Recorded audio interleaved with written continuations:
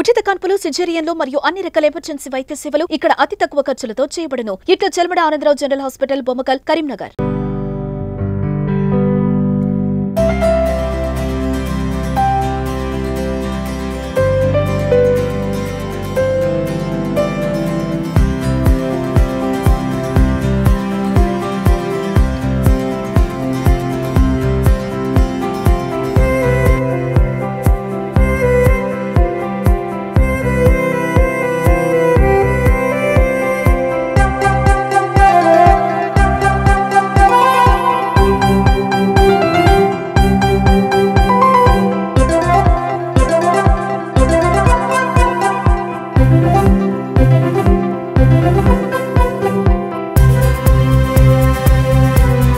రవాణాను, మోనను, లక్షలను మనం స్థానిక ప్రజలతో అడిగితే ఈరోజు 10 లక్షలు బ్యాలెన్స్ వరకు పెట్టిరన్న.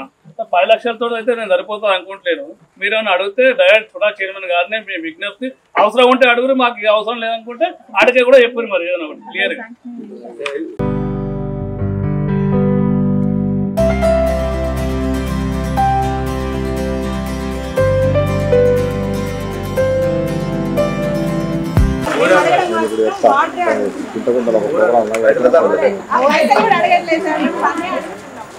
పని చేయమని అడుగుతున్నాము. అలాగే ఈ ఇంత ప్లేస్ ఇది మంచి చుట్టూ కాంపౌండ్ పెట్టి ఒక ప్లేస్ పెట్టుకుంటున్నాం సార్. ఈరోజు మా గ్రామానికి సభ్యులకి ఇంకా గౌరవించి వచ్చినందుకు చాలా కృతజ్ఞతలు సార్. కార్యక్రమం నిర్వహణలో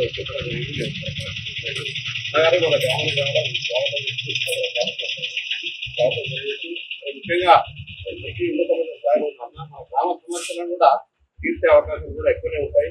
తప్పకుండా మీరు ఏదైతే అడిగిన టాయిలెట్స్ కానీ కానీ మీ సమస్యలు ఏదున్నా మీ సంఘ భవనం తరఫున మీ సంఘ మహిళగా నిలబడిగా రిప్రజెంట్ చేసి మీ అందరు పుస్తకాలు పెట్టి అన్నగారికి ఇస్తే సో వెరీ పనులు ఆడడానికి అవకాశం చాలా ఉన్నది. అదొకటే గతంలో కూడా యాక్చువల్ ఇక్కడ ఎంఎస్ఆర్ పీరియడ్ అనే మనం ఇక్కడ కార్యక్రమం చేస్తాం. అప్పుడే ఈ 142 సర్వే నెంబర్లో ఈ సంఘ భవనం కానీ గ్రామ పంచాయతీ కానీ ఏవైనా ప్రభుత్వ పరంగా కార్యక్రమాలు ఇక్కడ చేయాలని అక్కడ ఇక్కడ బీజం వేసింది ఎంఎస్ఆర్. అప్పుడు ఆ రోజు తీసుకొచ్చి మనం ఇక్కడ కొబ్బరిగా కూడా కొట్టించినాం. మరి అది తర్వాత ప్రభుత్వం వచ్చింది, సంఘం మహిళా సంఘ భవనం కట్టింది. మీ అందరూ కూడా మీ అందరికీ ఎరికే. మరి రాబోయే కాలంలో కూడా మీరందరూ సంఘటితమే ఇంకా సభ్యులు బాగుండాలి. యాక్చువల్లీ ఇది అందరికీ చెప్పాలమ్మా. చేసే అవకాశం ఉంది కాబట్టి తప్పకుండా మీరు కోరిన ప్రతి దాన్ని పూర్తి స్థాయిలో నా వంతుగా కృషి చేస్తాను. సందర్భంగా తెలియజేస్తాను. 10 లక్షలతో ఇప్పుడు ఆల్రెడీ 10 లక్షలు కేటాయించాను. ఈ 10 లక్షలతో కాంపౌండ్ వాళ్ళను బోర్ అవుతున్నారు. మన ఇది బాత్రూమ్లు అయితే ఇది కంప్లీట్ అయిన తర్వాత ఎందుకంటే మనం వర్క్ ఏది పెట్టినా ఫస్ట్ అది చేయాలి. మనం ఉదాహరణ ఇంకోటికి ఖాళీ చేసుకోకుండా కాకుండా ఓన్లీ కాంపౌండ్ వాళ్ళు మీ టాయిలెట్స్ కంప్లీట్ అవుతాయి. దాని తర్వాత బోరును మీరు అడిగిన పారాఫిట్ వాళ్ళు లోపల టైల్స్ ఇవి 3 కూడా మళ్ళీ తర్వాత దానికి ఎంత అయితే అంత నిధులు కేటాయిస్తాం. మీకు ఏం అనుమానం పూర్తి స్థాయిలో కంప్లీట్ చేస్తాం. ఎందుకంటే సగం పని కంప్లీట్ చేసే ఎందుకు నేను అనిపించుకోవాలి. తప్పకుండా చైర్మన్ గారు పిలిపించుకొని చేసుకున్నాం. మాకు అన్ని కంప్లీట్ అయినటువంటి పరిస్థితి నేను తప్పకుండా కల్పిస్తాను. అందులో అనుమానం లేదు. తదనంతరం ఈ ప్రాంతానికి ఇక్కడ సంబంధించినటువంటి ఏదైతే మొన్న ఒక 5 ఏరియాలలో లైటింగ్ కోసం చెప్పిండు.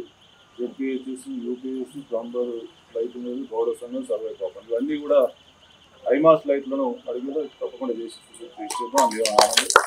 కాకపోతే ప్రభుత్వం ఒక నిర్ణయం తీసుకుంది. ఇప్పుడు గ్రేటర్ హైదరాబాద్లో కొన్ని 100 గ్రామాలు కలిసినాయి. కాబట్టి అభివృద్ధి ఎక్స్పెన్షన్ జరుగుతూ ఉంటే విస్తరిస్తూ ఉంటే తప్పకుండా చుట్టూ ఉన్న గ్రామాలను కలవడం అనేది సర్వసాధారణం. కాబట్టి దానికి ఇంకా మాకు ఆ పరిమితి, ఆ స్థాయి అంటే ఇంక మేము సిటీ అర్బన్ ఏరియా పూర్తి స్థాయిలో మేము కలవలేకపోతున్నాం, సిటీలో కలిసే పరిస్థితి లేదు అనేది కొంత మీరు అనడంలో న్యాయం ఉంది. అంటే పెద్ద అది కాదు కానీ కాకపోతే దానివల్ల కూడా కొన్ని లాభాలు ఉన్నాయి. అలా సిటీలో కలవాలనేది కోరుకునే వాళ్ళు ఉంటారు చాలా.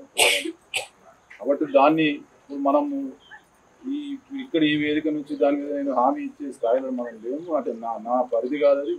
కాబట్టి దాని గురించి నేను ఎక్కువ మాట్లాడదలుచుకోలేదు. కాబట్టి ఉపాధి హామీ పథకంకి సంబంధించి కూడా మీరు కోరినట్టు ఇది ఒక సిస్టమ్. ఆ సిస్టంలో ఒక చింతకుంటను ఎగ్జామ్షన్ చేయమనో లేకపోతే ఇంకోటి ఎగ్జామ్షన్ చేయాలంటే అది సాధ్యం కాదు. ఏది ఎక్కడైనా కూడా సిటీలో కలిసినప్పుడు ఆ ఉపాధి హామీ పథకం అనేది వర్తించదు. అంటే మీకు ఏదో ఫాల్స్ హామీ ఇచ్చి మీరు పోవడం కాదు, అది సాధ్యమయ్యే పని కాదు. కాబట్టి అంతకంటే ఎక్కువ మీకు వేరే అవకాశాలు లభిస్తాయి కావచ్చు. సిటీలో వెళ్ళడం వల్ల ఇంకా కొన్ని అదనమైనటువంటి లాభాలు ఉండే అవకాశం ఉంటుంది. కాబట్టి అది పాలసీ మ్యాటర్లో మనం పోగదలుచుకోకుండా మీకు ఉన్నదాన్ని మీరు చెప్పదలుచుకున్నాం. తప్పకుండా మీ గ్రామానికి సంబంధించి ఏదైతే ఇంకా భవిష్యత్తులో అభివృద్ధి కార్యక్రమాలు వాటన్నిటి కూడా ఇది సిటీలో కలిసినా సుడా చైర్మన్గా మీకు ఇచ్చే అవకాశం నాకు ఉంది. ఇప్పుడు ఏదో కరీంనగర్ సెంటర్ సిటీలో మేము నిధులు పెడతా ఉన్నాం. సిటీతో పాటు కలిసిన గ్రామాలతో పాటు అన్నీ కూడా సుడా కిందకే వస్తాయి. దానికి ఏం అనుమానం లేదు. భవిష్యత్తులో కూడా ఈ గ్రామానికి సంబంధించినటువంటి ఏదైతే మిగతా ఈ లక్ష్మీనారాయణ కోరిందో శంకరయ్య గారు కోరినటువంటి అవన్నిటి కూడా తప్పకుండా ఒకటి నిధులు కేటాయించి పూర్తి చేద్దాం. సాధ్యమైనంత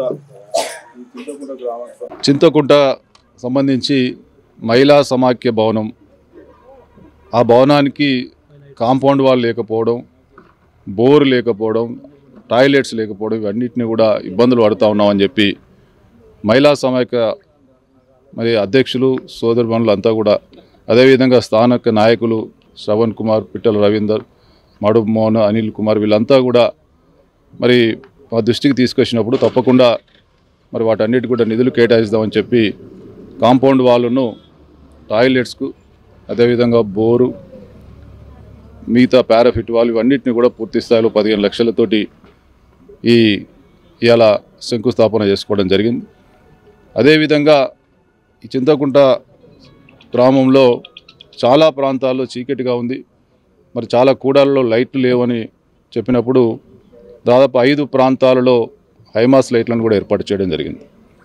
వీటన్నిటిని కూడా దాదాపు 20 లక్షల పైచిలకు మరి నిధులతోటి ఇవన్నీ చేపట్టడం జరిగింది.